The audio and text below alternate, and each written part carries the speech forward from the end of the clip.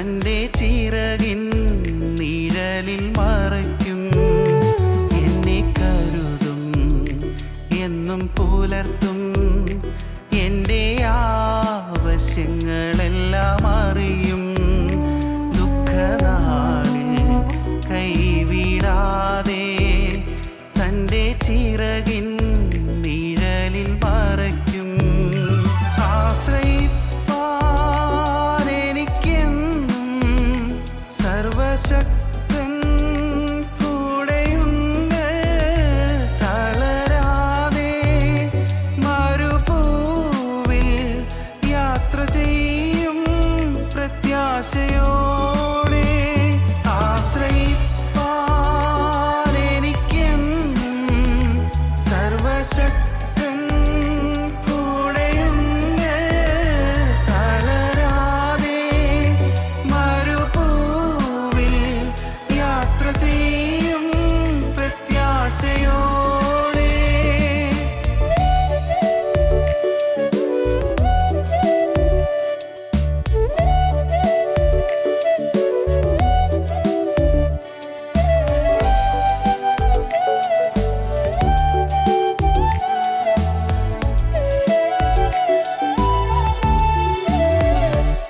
അനർത്ഥങ്ങൾ ഭവിക്കയില്ല, ബാധയോ എന്നെ തൊടുകയില്ല.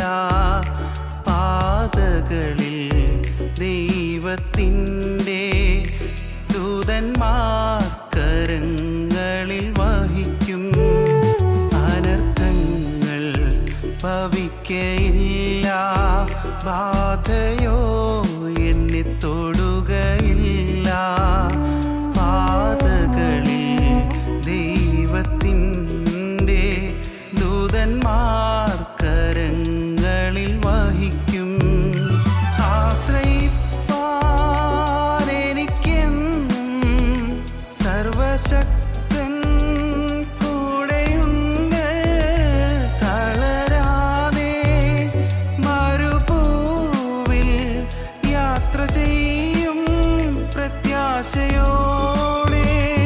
ആശ്രയിപ്പാൻ എനിക്കെന്നും സർവശക്തൻ കൂടെയുണ്ട്.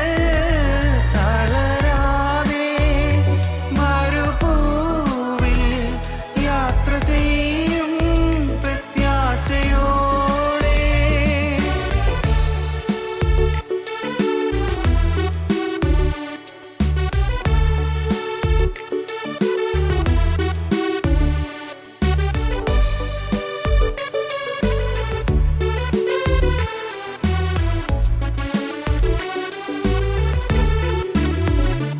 രാത്രിയിലെ ഭയത്തെയും പകലിൽ പറക്കുമസ്ത്രത്തെയും ഇരുളതിലെ മഹാമാരി സംഹാരത്തെയും ഞാൻ പേടിക്കില്ല. ആശ്രയിപ്പാൻ എനിക്കെന്നും സർവശക്തൻ കൂടെയുണ്ട്.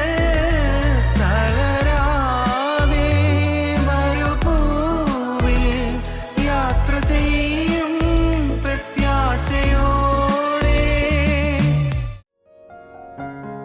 ഞങ്ങളും ക്രൂശിക്കപ്പെട്ട ക്രിസ്തുവിനെ പ്രസംഗിക്കുന്നു. ദൈവ തിരുനാമത്തിന് മഹത്വം ഉണ്ടാകട്ടെ. ഈ ലോകജീവിതം പ്രശ്നങ്ങളും പ്രയാസങ്ങളും കഷ്ടതകളും ദുരിതങ്ങളും യാതനകളും എല്ലാം നിറഞ്ഞതാണ്. അനിവാര്യമായി നമുക്കതിനെ തടുക്കാൻ വയ്യാത്തതായി വന്നു ചേരുന്ന ദുരിതങ്ങളുണ്ട്.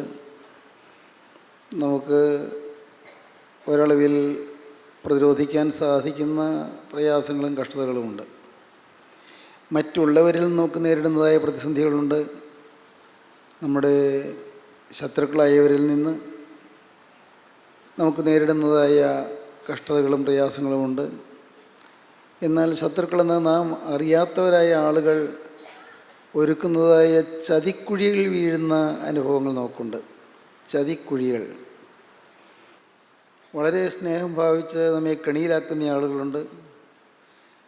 വളരെ വാത്സല്യവും കാരുണ്യവും അഭിനയിച്ചുകൊണ്ട് നമ്മെ വശീകരിച്ച് കെണിയിലാക്കുന്ന ആളുകളുണ്ട്. പലതരം കെണികൾ നമുക്ക് അഭിമുഖീകരിക്കേണ്ടിയിരിക്കുന്നു. നാം കെണികളെക്കുറിച്ചാണ് ചിന്തിച്ചു വരുന്നത്. നിങ്ങൾക്കറിയാമല്ലോ, കഴിഞ്ഞ ചില അവസരങ്ങളിലായിട്ട് മനുഷ്യജീവിതത്തിൽ വരുന്നതായി കെണികളെക്കുറിച്ച് നാം ചിന്തിക്കുകയായിരുന്നു. കെണി, ചതിക്കുഴികൾ, നാം ഒട്ടും പ്രതീക്ഷിക്കാത്ത സമയത്ത് നാം കെണിയിലായി പോകുന്നു. ചില അനർത്ഥങ്ങളിൽ നാം പെട്ടുപോകുന്നു. ചില പാപങ്ങളിൽ നാം കുടുങ്ങിപ്പോകുന്നു. പാപത്തിൻ്റെ കെണിയുണ്ട്, പാപത്തിൻ്റെ കെണിയിൽ വീഴുന്ന അനുഭവങ്ങളുണ്ട്. രക്ഷപ്പെടാൻ നമുക്ക് ആഗ്രഹമില്ലാഞ്ഞിട്ടല്ല, പക്ഷേ പലപ്പോഴും നമുക്ക് രക്ഷപ്പെടാൻ സാധിക്കുന്നില്ല. കെണികളിൽ നാം വീണ് കഴിയുമ്പോഴാണ് അയ്യോ പറ്റിപ്പോയല്ലോ നാം മനസ്സിലാക്കുന്നത്. വേണ്ടായിരുന്നു അപ്പോൾ തോന്നും. പക്ഷേ പിശാച് ഒരുക്കുന്ന കെണികൾ, പിശാച് ഉപയോഗിക്കുന്ന മനുഷ്യരൊരുക്കുന്ന കെണികൾ, ഇങ്ങനെയുള്ളതായി കെണികളിൽ വീണ് നാം പലപ്പോഴും പാപത്തിൻ്റെ ഭയാനകമായ ബന്ധനത്തിലായി പോകാറുണ്ട്. കെണികളെക്കുറിച്ച് നാം കരുതലുള്ളവരായിരിക്കേണ്ടതാണ്. സദൃശവാക്യങ്ങൾ 13-ാം അധ്യായം 14-ാം വാക്യം, 14-ാം അധ്യായം 27-ാം വാക്യം.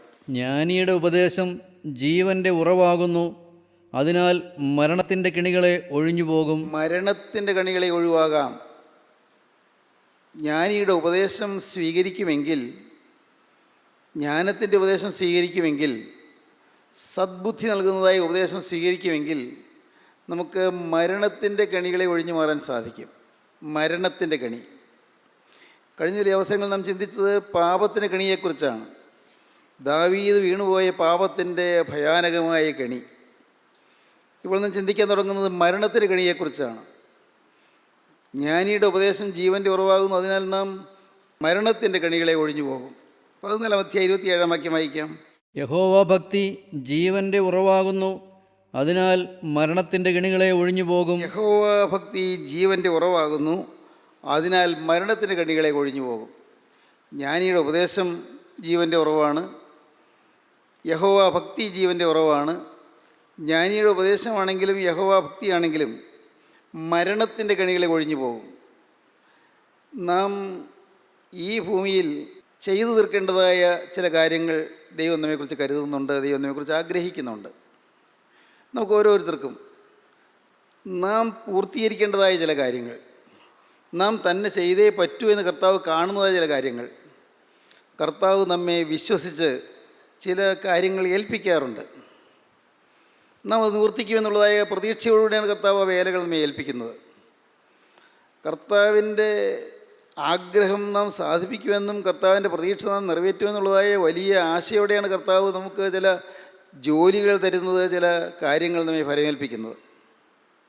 എന്നാൽ നമ്മിൽ ദൈവം കണ്ടിട്ടുള്ള ശുശ്രൂഷകൾ നിവർത്തിക്കുന്നതിന് മുൻപ് ഈ ഭൂമിയിൽ നമ്മെ റാഞ്ചിക്കൊണ്ടു പോകുവാൻ പിശാച് പരിശ്രമിക്കും മരണത്തിൽ കൂടെ. നമുക്ക് വേണ്ടി ദൈവം കരുതിയിരിക്കുന്ന ചില വലിയ അനുഗ്രഹങ്ങളുണ്ട്. ആ അനുഗ്രഹങ്ങൾ നാം പ്രാപിക്കുന്നതിന് മുൻപ്, നമ്മുടെ വേല തികയ്ക്കുന്നതിന് മുൻപ് നമ്മെ മരണം വഴിയായി ഈ ഭൂമിയിൽ നിന്ന് മാറ്റിക്കൊണ്ടു പോകാൻ പിശാച് വളരെ കരുതലോടെ പ്രവർത്തിച്ചു കൊണ്ടിരിക്കും. മരണത്തിൻ്റെ കെണികൾ അവൻ ഒരുക്കും.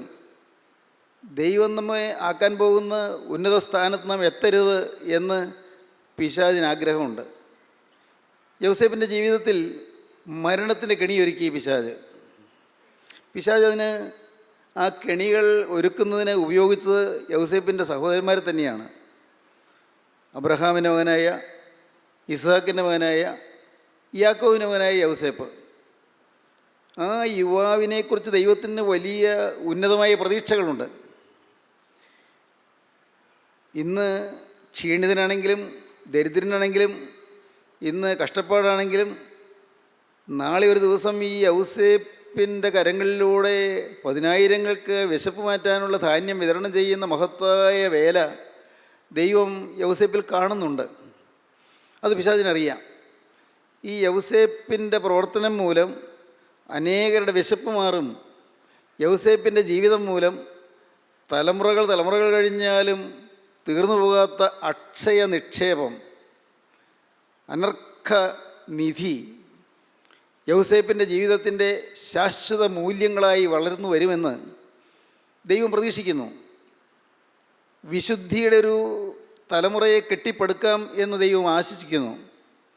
യൗസേപ്പിൻ്റെ ജീവിതത്തിലെ വിശുദ്ധി മൂലം ഒരു വലിയ സമൂഹത്തെ, വിശുദ്ധ സമൂഹത്തെ വളർത്തിയെടുക്കണമെന്ന് ദൈവം ആഗ്രഹിക്കുന്നു. എന്നാൽ ഈ യൗസേപ്പിൽ കണ്ടിരിക്കുന്ന വലിയ വേല നിറവേറുന്നതിന് മുൻപ് യൗസേപ്പിനെ ഭൂമിയിൽ നിന്ന് മാറ്റിക്കൊണ്ടു പോകണം എന്ന് പിശാച് ഉദ്യമിച്ചു. അതിനുവേണ്ടി പിശാച് പരിശ്രമിച്ചു. യൗസേപ്പിനെ ആദ്യം സഹോദരന്മാർ പൊട്ടക്കിണറ്റിൽ തള്ളിയിട്ടു. പിന്നെ പൊട്ടക്കിണറ്റിൽ നിന്ന് യൗസേപ്പിനെ കരയ്ക്ക് കയറ്റി ഇസ്മായിൽ കച്ചവടക്കാർക്ക് വിറ്റു. പിന്നെ യൗസേപ്പിനെ പൊത്തിഫേറിൻ്റെ ഭവനത്തിൽ എത്തിച്ചു. അവിടെ നിന്ന് പിന്നെ കാരാഗ്രഹത്തിലാക്കി. 13 കൊല്ലം കാരാഗ്രഹത്തിൽ കിടന്നു. മരണത്തിൻ്റെ കണികൾ യൗസേപ്പിനെ പിന്തുടരുകയായിരുന്നു. മരണത്തിൻ്റെ കണികൾ കെണിയിൽ വീഴിക്കാൻ പിശാച് നോക്കുകയായിരുന്നു. തീർക്കാനാണ് വിചാരിച്ചത്. പൊട്ടക്കെട്ടിൽ തള്ളിയിട്ടപ്പോൾ ഇവൻ്റെ കഥ കഴിഞ്ഞല്ലോ എന്നാണ് യൗസേപ്പിൻ്റെ സഹോദരന്മാർ വിചാരിച്ചത്. യൗസേപ്പിൻ്റെ സഹോദരന്മാർ വിചാരിച്ചു എന്ന് പറയുന്നതിനേക്കാൾ കുറേ കൂടി അർത്ഥവത്തായത് പിശാച് പരിശ്രമിച്ചു എന്നാണ്. പിശാചിൻ്റെ ഉദ്യമം അതായിരുന്നു, യൗസേപ്പിൻ്റെ ജീവിതത്തെ തകർക്കുക. അവനെയൊക്കെ ദൈവം വിഭാവനം ചെയ്യുന്ന അനുഗ്രഹീതമായ സ്ഥാനത്ത് അവൻ എത്താതിരിക്കത്തക്കവണ്ണം അവനെ അതിനു മുൻപ് തന്നെ റാഞ്ചിക്കൊണ്ട് പോകുക. മരണം റാഞ്ചാൻ കാത്തു നിന്നു. നമ്മുടെ ജീവിതത്തിലും നമ്മിൽ ദൈവം ചില ആശകൾ വെച്ചിട്ടുണ്ടെങ്കിൽ, ദൈവം ചില പ്രതീക്ഷകൾ പുലർത്തുന്നുണ്ടെങ്കിൽ, ആ സ്ഥാനത്ത് നാം എത്തിച്ചേരാതെ വണ്ണം നമ്മുടെ മുൻപിൽ കെണികളൊരുക്കുന്ന ഒരു പൈശാചിക ശക്തിയുണ്ട്. പലപ്പോഴും മരണത്തിൻ്റെ കണിയായിരിക്കും അവൻ ഒരുക്കുന്നത്. മരിക്കാൻ സാധ്യതയുള്ള ചില ആക്സിഡൻസിലാണ് നമ്മെ കൊണ്ട് ചാടിക്കുന്നത്. ചില അത്യാഹിതങ്ങൾ, ഒരുപക്ഷെ ചില മാരകമായ രോഗങ്ങൾ, അതല്ലെങ്കിൽ മറ്റുള്ളവരിൽ നിന്നുള്ളതായ ആക്രമണങ്ങൾ. അത് മാനസികമായ ആക്രമണമാകാം, അല്ലെങ്കിൽ ശാരീരികമായ ആക്രമണമാകാം.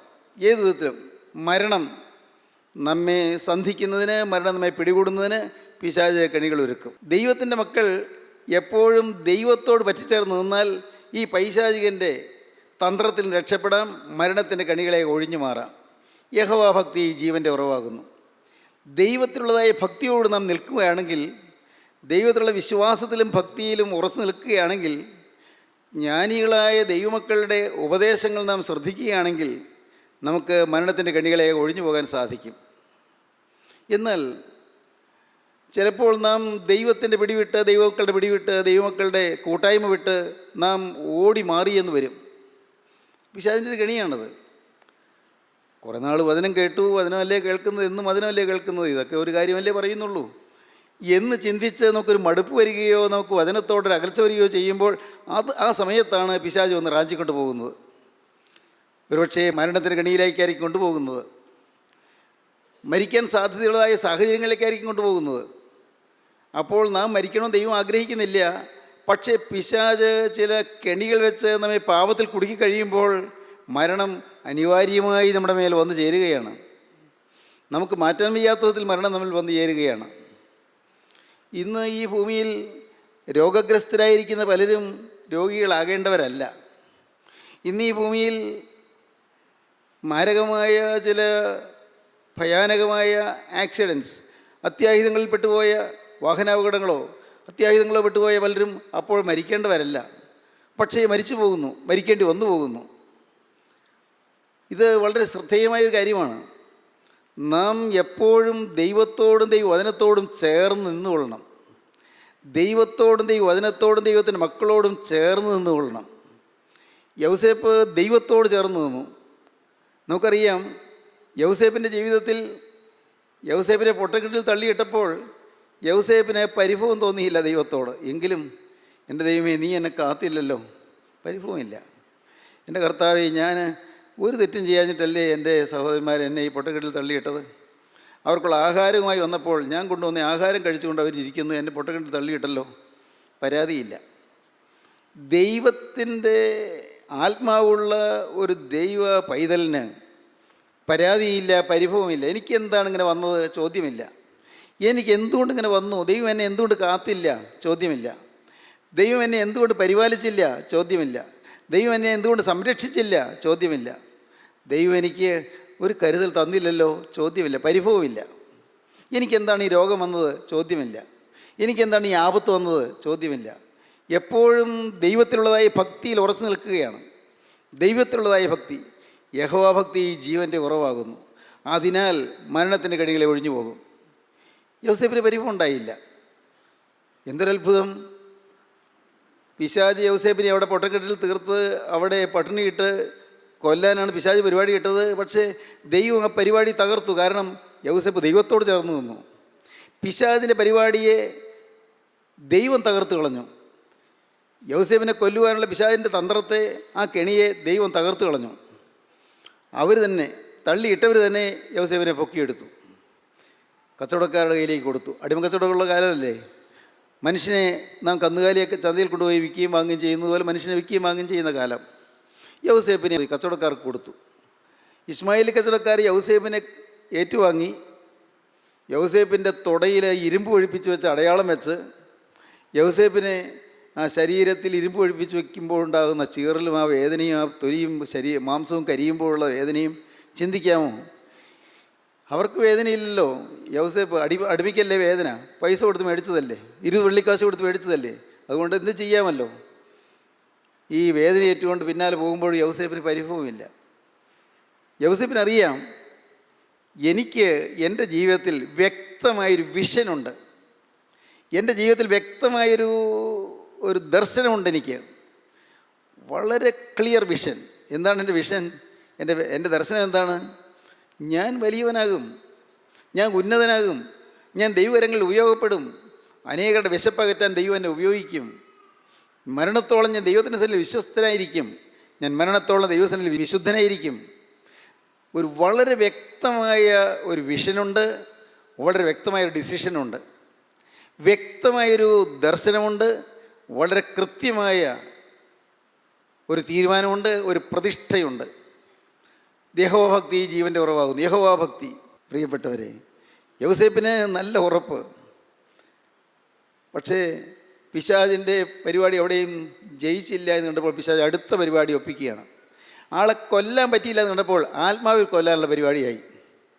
ആത്മാവിൽ കൊല്ലാൻ, ആത്മാവിൽ കൊല്ലുന്നതിന് പിശാച് ശ്രമിക്കുന്ന ഏറ്റവും ഭയാനകമായ ഒരു തന്ത്രം സെക്ഷുവൽ സിന്നിൽ കൊണ്ടുപോയി ബന്ധിക്കുകയാണ്, ലൈംഗിക പാപത്തിൽ കൊണ്ടുപോയി ബന്ധിക്കുകയാണ്. പാവം ഏതും പിശാചിൻ്റെ വകയാണ്, ഏത് പാവവും പിശാചിൻ്റെ പ്രേരണയാണ്, ഏത് പാവവും പിശാചിൻ്റെ പ്രലോഭനമാണ്. പക്ഷേ മനുഷ്യനെ ദൈവത്തിൽ നിന്ന് അകറ്റാനായിട്ട് പിശാച് ശ്രമിക്കുന്ന, എളുപ്പം പിശാച് ജയിക്കുന്ന ഒരു രംഗമാണ് മനുഷ്യൻ്റെ സെക്ഷുവൽ വീക്ക്നെസ്, അവൻ്റെ ലൈംഗികമായ ബലഹീനത, ലൈംഗികമായ അരാജകത്വം, ലൈംഗികമായ അലസത, ലൈംഗികമായ ആസ്ഥ, ലൈംഗികമായ ആഗ്രഹം. അതിൽ അവനെ വീഴിക്കാൻ പിശാച് അടുത്തപടി ശ്രമിക്കുന്നു. പൊത്തിഫേർ എന്ന് പറയുന്ന യജമാനൻ്റെ വീട്ടിൽ ഒരടിമയായി ചെന്ന ഈ ചെറുപ്പക്കാരന് പാപത്തിൻ്റെ പ്രലോഭനം വന്നു. അവിടുത്തെ ആ യജമാനൻ്റെ ഭാര്യയിൽ നിന്ന് പാപത്തിൻ്റെ പ്രേരണ വന്നു, അശുദ്ധിയുടെ പ്രേരണ വന്നു. അവിടെ യൗസേപ്പ് വളരെ കരുതലോടെ നിന്നു, വളരെ ശ്രദ്ധയോടെ നിന്നു, വളരെ സൂക്ഷ്മതയോടെ നിന്നു. ഈ ജീവനുള്ള ദൈവത്തെ നോക്കിക്കൊണ്ട് നിന്നു. യഹോഭക്തി ജീവൻ്റെ ഉറവാകുന്നു. ദൈവത്തെ നോക്കി നിന്ന് ദൈവത്തിൽ ആശ്രയിച്ച് നിന്നു. ഓർക്കൂ പ്രിയപ്പെട്ടവരെ, നിങ്ങൾ ഓരോരുത്തരും ചോരയും നീരുമുള്ള മനുഷ്യരല്ലേ? നിങ്ങൾ ഓരോരോ പ്രായത്തിലുള്ളവരല്ലേ? നിങ്ങളുടെ ജീവിതത്തിൽ ഏത് സാഹചര്യത്തിലും നിങ്ങളുടെ വിശുദ്ധി കൈമോശം വരാതെ നിങ്ങൾ നോക്കിക്കൊള്ളണം. വിശുദ്ധി കൈമോശം വരാതെ നോക്കിക്കൊള്ളണം. ഒരണുവിൽ പോലും അശുദ്ധി പറ്റരുത് എന്നുള്ള നിർബന്ധം നിങ്ങൾക്കുണ്ടായിരിക്കണം. ഒരാറ്റം പോലും, ഒരണു പോലും 10 രൂപയിൽ 10 പൈസയിൽ ക്രമക്കേട് വരരുത്. ഒരു നോട്ടത്തിൽ അശുദ്ധി സംഭവിക്കരുത്, ഒരു മോഹത്തിൽ അശുദ്ധി സംഭവിക്കരുത്, ഒരു പ്രവൃത്തിയിൽ അശുദ്ധി സംഭവിക്കരുത്, ഒരാഗ്രഹത്തിൽ അശുദ്ധി സംഭവിക്കരുത്. എപ്പോഴും കരുതലോടുകൂടി ഇരിക്കണം. തത്വങ്ങൾ അറിയാത്തതുകൊണ്ടല്ലല്ലോ നാം പലരും വീണു പോകുന്നത്. നിങ്ങൾ പലരും തത്വങ്ങൾ അറിയാവുന്നവരല്ലേ? ഭക്തി എന്താണെന്ന് അറിയാവുന്നവരല്ലേ? അശുദ്ധി സംഭവിക്കരുതെന്ന് അറിയാവുന്നവരല്ലേ? പിന്നെ എന്തുകൊണ്ട് വീണു പോകുന്നു? പിശാചിന് ജയിക്കാൻ നാം ഇടം കൊടുക്കുന്നു, ദൈവത്തെ തോൽപ്പിക്കുന്നു. ദൈവത്തെ മനുഷ്യൻ തോൽപ്പിക്കുന്നു. പാപത്തിലേക്ക് പോകുന്നത് അതുകൊണ്ടാണ്. ദൈവത്തെ തോൽപ്പിക്കുന്നു. എന്തുകൊണ്ടാണ് വഴക്കുണ്ടാക്കുന്നത്? അമ്മായിയും ഈ മരുമകളെന്ന് വലുതിനാണ് പിണക്കമുണ്ടാകുന്നത്. സന്തോഷമായിട്ട് കഴിഞ്ഞാൽ പോരെ, ഐക്യമായിട്ട് കഴിഞ്ഞാൽ പോരെ. ഈ അടുത്ത സമയത്ത് കെട്ടിക്കൊണ്ടുവന്ന മോള്, അവൾക്കെല്ലാം ഒന്നും അറിയാൻ പാടില്ല. അമ്മായിയമ്മ ഇതിനാണ് വഴക്ക് കൂടുന്നത്, അമ്മായിയമ്മ ഇതിനെ പിണങ്ങുന്നത്, അവളോട് കഠിനമായി ശകാരിക്കുന്നതിനാണ്. അവളെ ഒന്ന് സഹതാപത്തോടെ നോക്കിയാൽ പോരെ, സ്നേഹത്തോടൊന്ന് വീക്ഷിച്ചാൽ പോരെ. അല്ല, മരുമോള് ഭർത്താവിനെ വശീകരിച്ച് ആ ഭർത്താവിനെ അമ്മയ്ക്കെതിരായിട്ട് തിരിക്കുന്നതിനാണ്, വീട്ടിൽ കലക്കം ഉണ്ടാക്കുന്നതിനാണ്, എപ്പോഴും ധിക്കാരമുണ്ടാക്കുന്നതിനാണ്. എല്ലാം പിശാചിൻ്റെ കെണിയിൽ കുടുങ്ങുകയാണ്. പിശാചിൻ്റെ കെണിയിൽ കുടുങ്ങിയിട്ട് അതിനെ തുടർന്ന് രോഗങ്ങൾ വരുന്നു, വിട്ടുമാറാത്ത തലവേദന വരുന്നു, ടെൻഷൻ വരുന്നു, ശരീരത്തിൽ അസ്വസ്ഥതകൾ വരുന്നു, മനസ്സിന് അസ്വസ്ഥതകൾ വരുന്നു, ചിലപ്പോൾ മാനസിക രോഗങ്ങളായിത്തീരുന്നു, ചിലപ്പോൾ ആത്മഹത്യാ പ്രവണതകളായിത്തീരുന്നു, ചിലപ്പോൾ ഒരുപക്ഷെ ശരീരത്തിൽ പോലും രോഗം വരുന്നു. ഇല്ലേ? പലപ്പോഴും മദ്യപാനം കൊണ്ട് ചിലപ്പോൾ ചില സമയത്ത് കരളിന് രോഗം വരുന്നു. നമ്മുടെ ശരീരത്തിന് ഏറ്റവും വിലപ്പെട്ട ഒരവയവമാണ് കരൾ. ഈ കരളിന് രോഗം വരുന്നു. എന്തിന്? ഈ ചെറുപ്രായത്തിൽ കരളിന് രോഗം വന്ന് മരിക്കേണ്ട ആവശ്യമുണ്ടോ? മരിക്കാൻ ദൈവം ആഗ്രഹിക്കുന്നില്ല. പക്ഷേ നിരന്തരം മദ്യപാനം ചെയ്ത് കരളിനെ നശിപ്പിച്ച് കളയുകയാണ്. കരൾ നശിപ്പിക്കുക മാത്രമാണോ? പൈസ മുടിക്കുകയല്ലേ. അബ്കാരികൾക്ക് പൈസ കൊടുത്ത് മുടിയല്ലേ. എന്തിന് നശിക്കണം? ഇന്ന് അനേകം ആളുകളും ഇന്ന് തനിക്ക് തന്നെ വിന വരുത്തുകയാണ്. മരണത്തിൻ്റെ കണികൾ ഒഴിഞ്ഞു മാറാൻ സാധിക്കുന്നില്ല. യൗസേപ്പ് ആ അശുദ്ധമായ സാഹചര്യത്തിൽ വിശുദ്ധി കൈമുതലാക്കിക്കൊണ്ട് നിന്നു. അതാണ് ക്രിസ്തീയ ജീവിതം. ഏത് അഴുക്കായ സാഹചര്യത്തിലും വേണമെങ്കിൽ വിശുദ്ധി പാലിക്കാം. വേണമെങ്കിൽ എല്ലാവരും കൈക്കൂലി വാങ്ങുന്നവരാണ്. പക്ഷേ വേണമെങ്കിൽ ഈ ഒരാൾക്ക് കൈക്കൂലി തൊടാതെ നിൽക്കാം. എല്ലാവരും മ്ലേച്ഛ ചിത്രങ്ങൾ കാണുന്നവരാണ്. നിങ്ങൾ ഒരാൾക്ക് വേണമെങ്കിൽ മ്ലേച്ഛ ചിത്രം അതിൽ നിന്ന് ഒഴിവായി നിങ്ങൾക്ക് മാറാം. ചീത്ത പടങ്ങൾ, പുറത്ത് പറയാനോ കാണിക്കാനോ പറ്റാത്തതായ പടങ്ങൾ വേണ്ട, ഞാനില്ല. അയ്യോ, വേറെ ആരും കണ്ടില്ല എന്നുള്ളതല്ല. എൻ്റെ ദൈവം കാണുന്നു, സ്വർഗത്തിലെ ദൈവം കാണുന്നു. മനുഷ്യരാരും അറിഞ്ഞില്ല, ദൈവം എന്നെ കാണുന്നു. ദൈവഭക്തി, യഹോവാഭക്തി ജീവൻ്റെ ഉറവാകുന്നു. അതിനാൽ മരണത്തിൻ്റെ കണികളെ ഒഴിഞ്ഞു പോകും. എനിക്ക് പാടില്ല, ഞാൻ അങ്ങനെ സംസാരിക്കാൻ പാടില്ല, ഞാനത് കാണാൻ പാടില്ല, ഞാനത് ആ രംഗത്ത് അങ്ങനെ നിൽക്കാൻ പാടില്ല. ഞാൻ ആരാണ്? ഞാൻ ദൈവത്തിൻ്റെ പൈതലാണ്. ഈ ഒരു ഉറപ്പ് നമുക്കുണ്ടായിരിക്കണം. യോസേഫിനതുണ്ടായിരുന്നു. മരണത്തിൻ്റെ കണി ഒഴിഞ്ഞു മാറി, ആത്മാവിൻ്റെ മരണവും ഒഴിഞ്ഞു മാറി. ദൈവത്തിന് സ്തോത്രം. മരണത്തിൻ്റെ കണി ഒഴിഞ്ഞു മാറി. പക്ഷേ ക്യാരക്ടർ അസാസിനേഷൻ, അതാണ് അടുത്തത്. തേജോവധം ചെയ്യുന്നു. എല്ലാവരും പറഞ്ഞു, കണ്ടോ ഇവൻ ഈ ചെറുപ്പക്കാരനോട് വന്നത് നമ്മുടെ നാട് മുടിക്കാൻ, ഇത്രയും ഉയർന്ന ഉദ്യോഗസ്ഥനായ പൊത്തിഫേറിൻ്റെ ഭാര്യയെ കയറി ഇവന് മോഹിക്കാൻ തോന്നി പറയുമ്പോൾ ഇവൻ വിഡ്ഢിയാണ് എന്നൊക്കെ ആളുകൾ പറയുന്നു. ഈ യൗസേപ്പ് പാപം ചെയ്തതെന്ന് എല്ലാവരുടെയും വിചാരം. യൗസേപ്പ് പാപം ചെയ്യാൻ ആഗ്രഹിച്ചതാണ് എല്ലാവരുടെ വിചാരം. അപ്പോൾ യൗസേപ്പ് ചെയ്യാത്തതായ കാര്യം യൗസേപ്പിനെ ഇവർ ആരോപിക്കുന്നത്, അതാണ് ഏറ്റവും അസഹ്യമായ ഒരു വലിയ അനുഭവം. അതാണ് തേജോവധം ചെയ്യുക എന്ന് പറയുന്നത്. Character assassination. തേജോവധം ചെയ്യുക, അപവാദം പരക്കുക. അപവാദം പിശാചിൻ്റെ ഒരു വലിയ കെണിയാണ്. അപവാദം പരത്തുക. പക്ഷേ അതിലും യൗസേപ്പിന് കൂസലില്ല, യൗസേപ്പിന് എക്സ്പ്ലനേഷൻ ഇല്ല, യൗസേപ്പിന് വിശദീകരണമില്ല. ജയിലറയിൽ ചെല്ലുമ്പോൾ ജയിലിലുള്ള മറ്റ് ജയിൽ പുള്ളികളും പറഞ്ഞു കാണും, എടാ ചെറുക്ക, നീ എന്ത് മണ്ടത്തരത്തിനാണ് പോയത്? നീ എന്തിനാ യജമാന സ്ത്രീയെ കയറി പിടിക്കാൻ പോയത്? എന്തിന് നീ മണ്ടത്തരത്തിന് പോയി? നിനക്കറിയാൻ പാടില്ലേ ആ ഉന്നത ഉദ്യോഗസ്ഥൻ്റെ വീട്ടിൽ നിൻ്റെ ഈ സൂത്രമൊന്നും ചിലവാവില്ല എന്ന്. യൗസേപ്പ് അതിന് ഒന്നും മിണ്ടുന്നില്ല. ഇതെല്ലാം ഇങ്ങനെ ആളുകൾ ആക്ഷേപിക്കുമ്പോഴും യൗസേപ്പിന് മറുപടിയില്ല. നമ്മുടെ കരുണയുള്ള കർത്താവ് ക്രൂശിൽ എല്ലാം സഹിച്ച് കിടന്നതുപോലെ യൗസേപ്പ് എല്ലാം വളരെ വിനയപൂർവ്വം ഏറ്റുവാങ്ങിക്കൊണ്ട് യൗസേപ്പ് കുറ്റമെല്ലാം തൻ്റെ മേൽ ആരോപിക്കുന്നത് കണ്ട് മൗനമായി നിന്നു. ദൈവത്തിന് സ്തോത്രം. സഹോദരങ്ങളെ, 13 കൊല്ലം കാരാഗൃഹത്തിലെ യാതന കഴിഞ്ഞ് യൗസേപ്പ് മിസ്രൈമിൻ്റെ അധിപതിയായി മാറി. മരിക്കേണ്ട ആവശ്യമില്ല. ദൈവത്തിന് സ്തോത്രം. വിശുദ്ധി കൈമുതലായി നിൽക്കുമെങ്കിൽ പാപത്തിൻ്റെ കണിയെ ഒഴിവാക്കാം, മരണത്തിൻ്റെ കണിയെ ഒഴിവാക്കാം. മരണത്തിൻ്റെ കണികളെ ഒഴിഞ്ഞു പോകും. ഇന്ന് എൻ്റെ ബഹുമാന്യ സഹോദരങ്ങളെ, നിങ്ങൾക്ക് മരണത്തിൻ്റെ കണി ഒഴിഞ്ഞു മാറാൻ ആഗ്രഹമുണ്ടോ? മരണത്തിൻ്റെ കണിയിൽ നിന്ന് മോചനം കിട്ടാൻ ആഗ്രഹമുണ്ടോ? മരണം പതിയിരിക്കുന്നുണ്ട്.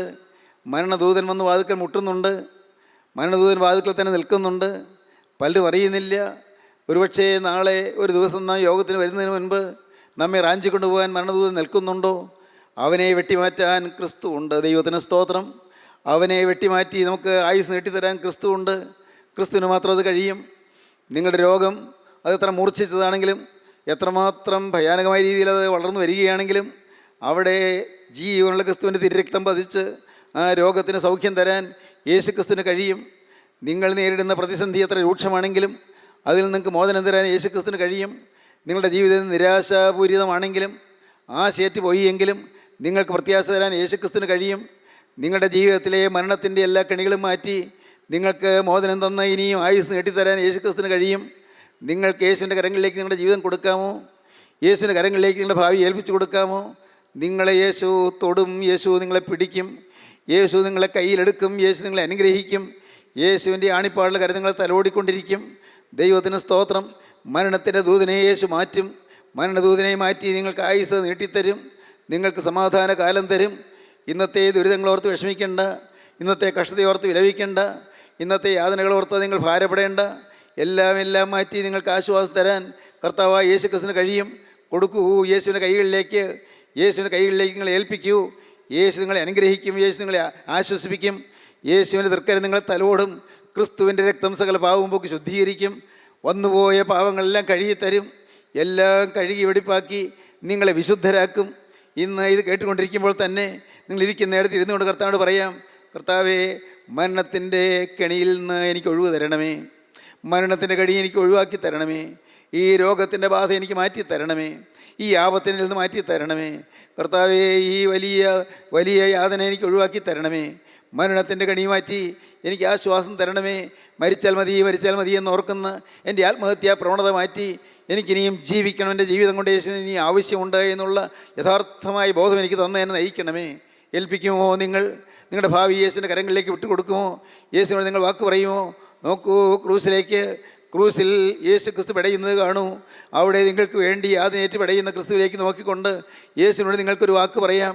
കർത്താവേ, ക്രൂശിക്കപ്പെട്ടനായ യേശു ക്രിസ്തുവിൻ്റെ തിരുരക്തം ഇപ്പോൾ എൻ്റെ പാപക്കറകളെല്ലാം കഴുകണമേ. വന്നുപോയ പാപങ്ങളെല്ലാം എന്നോട് ക്ഷമിക്കണമേ.